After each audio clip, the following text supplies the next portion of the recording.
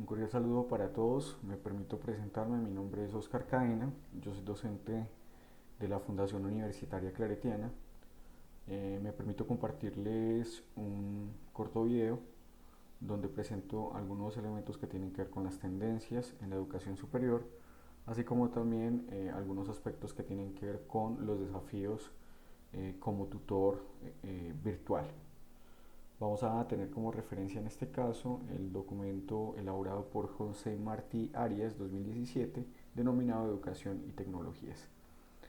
El autor, dentro de los elementos que nos expresa en el documento, el primer aspecto que se retoma es el hecho de que la educación superior se ha convertido en un eje de discusión en las agendas públicas de los países denominados en proceso de desarrollo, al tener en cuenta pues que este elemento se veía como uno de los ejes transversales en la configuración del progreso social, económico y de innovación.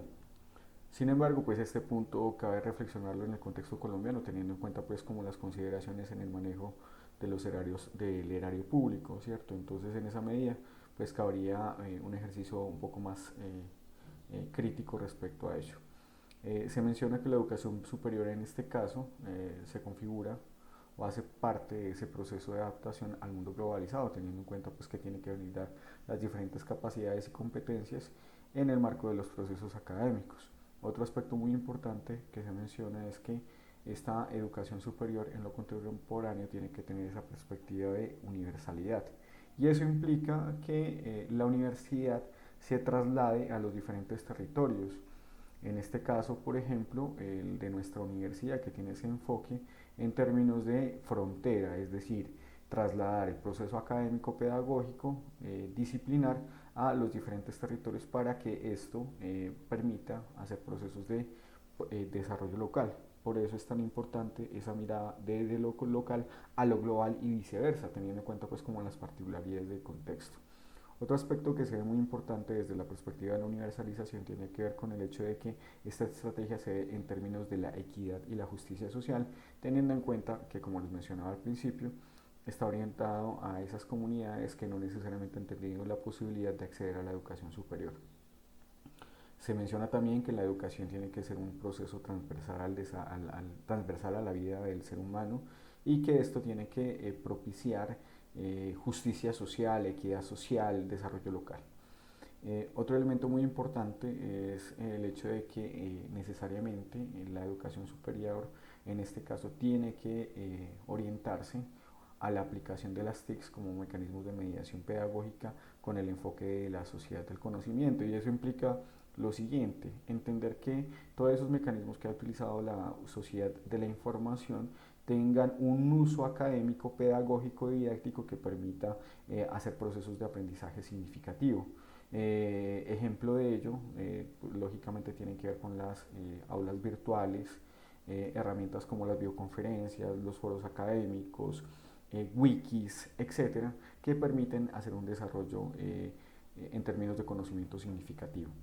Otro de los aspectos muy importantes que menciona el autor tiene que ver con el desafío de evidenciar los nuevos papeles que tienen tanto profesores como estudiantes, haciendo énfasis específicamente en este punto, en el hecho de que el docente se convierte en un facilitador y guía, y no necesariamente ese rol jerárquico que se tenía en la educación tradicional, ¿cierto? Donde él era el que contenía el conocimiento y no habían procesos educativos que fueran en cierta medida transversales. Por eso tan importante la perspectiva de lo colaborativo y la interdisciplinariedad en el marco de los procesos de la educación.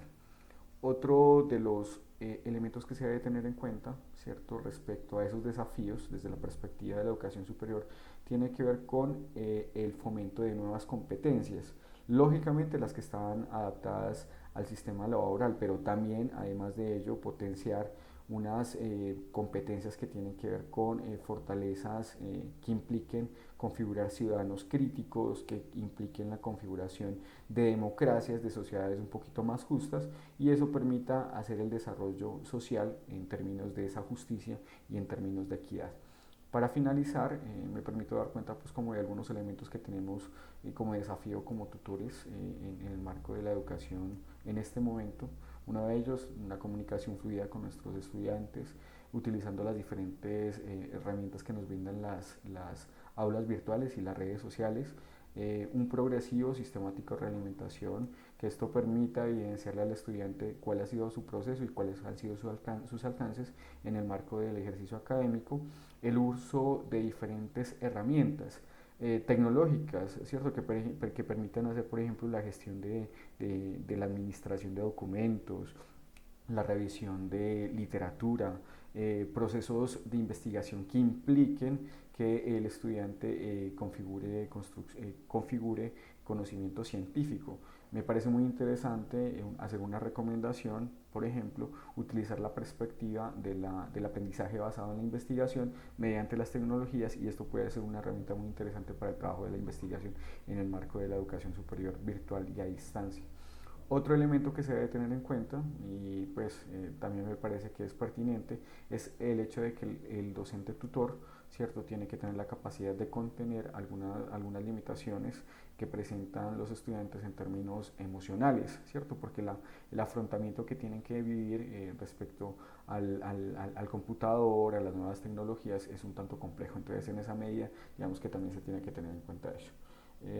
Para concluir, creo yo pues que los desafíos que presenta la educación superior en este sentido son muy grandes, ¿cierto? Los desafíos son muy grandes. Sin embargo, pues ya teniendo en cuenta pues como todas las contingencias que estaba viviendo el mundo, creo que el salto paradigmático va a ser un poco más fácil, entendiendo de que el conocimiento tiene la capacidad de fluir de manera más rápida, ¿cierto? Lógicamente buscando metodologías y procesos didácticos que permitan hacerlo. Mil gracias por su atención. Hasta otra ocasión.